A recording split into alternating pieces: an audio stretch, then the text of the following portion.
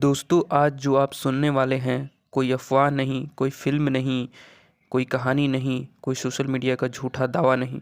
भारत ने अंतरिक्ष में वो कर दिखाया है, जो अब तक सिर्फ़ अमेरिका, रूस और चीन की विशेष अधिकारी वाली लिस्ट में था। अब असली सवाल यह है कि क्या भारत अब स्पेस वॉर के अगले दौर में प्रवेश कर चुका है, जिस तकनीकी को दुनिया की बड़ी-बड़ी एजेंसियाँ अपनी जागीर समझती थीं, जिस पर सालों तक गोपनीयता का ताला लगा रहा था। आज उसी तकनीक को भारत ने खुले मंच पर एक्टिव कर दिया और इसका नाम है प्रोजेक्ट नेम। लेकिन रुकिए, यह कोई आम प्रोजेक्ट नहीं है। दोस्तों, भारत वो देश है जिसने कारगिल युद्ध में दुश्मन को पहाड़ों में छिपा देखा, लेकिन देखने की आंखें हमारे पास नहीं थीं। तब हमें दूसरे देश से मदद मांगनी पड़ती थी। उस दिन भारत ने सिर्फ युद्ध नहीं लड़ा था, उस दिन भारत ने आत्मनिर्भरता की लड़ाई शुरू की थी और आज उस संघर्ष का परिणाम अंतरिक्ष में चमक रहा है। सोचिए जरा, अगर कल युद्ध हो जाए और आपके सिर के ऊपर दुश्मन का जासूसी सैटेलाइट 24 घंटे घूम रहा हो, तो क्या आप सुरक्षित हैं? अब असली बात समझिए। आज का युद्ध बंदूक और टैंक से नहीं लड़ा जाता। आज का युद्ध लड़ा जाता है डाटा से, सिग्नल से, सैटेलाइट से और अंतरिक्ष से।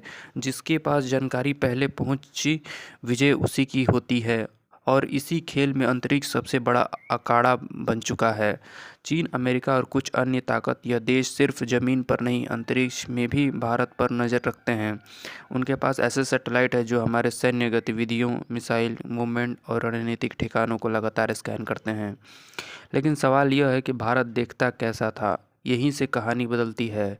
इसरो ने प्रोजेक्ट नेत्र की शुरुआत की। पूरा नाम network for space object tracking and analysis. Bharat की तीसरी याद, एक ऐसी आंख जो अंधेरे में भी देख सकती है। अब ध्यान से सुनिए, नेत्र कोई एक रडार नहीं है, यह कोई एक सैटेलाइट नहीं है, यह पूरा एक नेटवर्क है। एक ऐसा नेटवर्क जो अंतरिक्ष में हजारों ऑब्जेक्ट को एक साथ ट्रैक कर सकता है। अब असल बात यह है कि इसरो ने भारत को अलग अलग हिस्सों में विशाल रडार और टेलीस्कोप लगाए हैं। समुद्र के किनारे, पहाड़ों पर, रेगिस्तान में और ऊंची वाले ठंडे इलाके में, सब मिलकर एक अदृश्य सुरक्षा घेरा बनाते हैं। जैसे एयरपोर्ट पर एटीसी होता है, वैसे ही नेत्र स्पेस ट्रैफिक कंट्रोल है। और हवा में दो हवाई जहाज टकरा सकते हैं, तो अंतरिक्ष में हजारों सैटेलाइट टकराने से कैसे बचते हैं, यही काम आता है। नेत्र का अंतरिक्ष में सिर्फ सैटेलाइट नहीं होता है, वहाँ होता है टूटा हुआ मानव, पुरानी मिसाइलों के टुकड़े, विशेषक्रिय उपग्रह और माइक्रोवेव।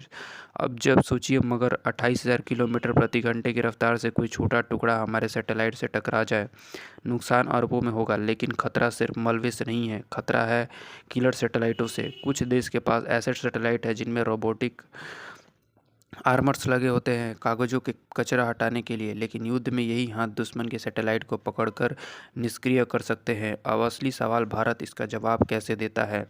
नेत्र सिर्फ देखता नहीं, सोचता भी नहीं। यह सिस्टम ऑब्जेक्ट की गति समझता है, उसकी कक्षा का विश्लेषण करता है और टकराव की भविष्यवाणी करता है। यानी खतरे से पहले चेतावनी, यही असली ताकत है। अगर आपको 10 मिनट पहले पता चल जाए कि हमला होने वाला है, तो क्या आप तैयार नहीं हो सकते? नेत्र यही करता है। पहले भारत को दूसरे देशों के डेटा पर निर्भर रहना पड़ता था। अगर कोई खतरा आता है तो उसे पूछा जाता था। अब भारत खुद देखता है, कौन निर्णय लेता है और खुद प्रतिक्रियाएं देता है। यही कहलाता है असली रणनीतिक स्वतंत्रता। लेकिन दोस्तों, अब कहानी में आता है सबसे खतरनाक मोड़। नेत्र सिर्फ रक्षा नहीं करता, यह हमले की आंख भी है। आपको मिशन शक्ति याद होगा, जब भारत ने अपनी ही सैटेलाइट अंतरिक्ष में मार गिराया था। सवाल यह है कि इतनी तेज गति वाले लक्ष्य को निशाना कैसे बनाया गया?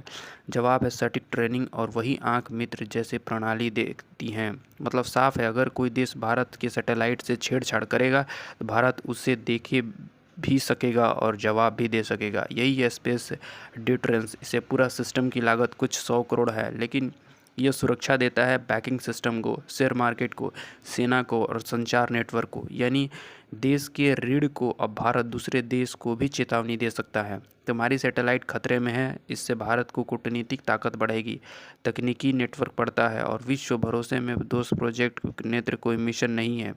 यह है भारत का संप्रभुता का डिजिटल कवच। जमीन के बाद, आसमान के बाद, अब अंतरिक्ष में भी भारत ने अपनी लकीर खींच दी है। अगर आपको गर्व है भारत के वैज्ञानिक पर, तो एक लाइक ज़रूर करें।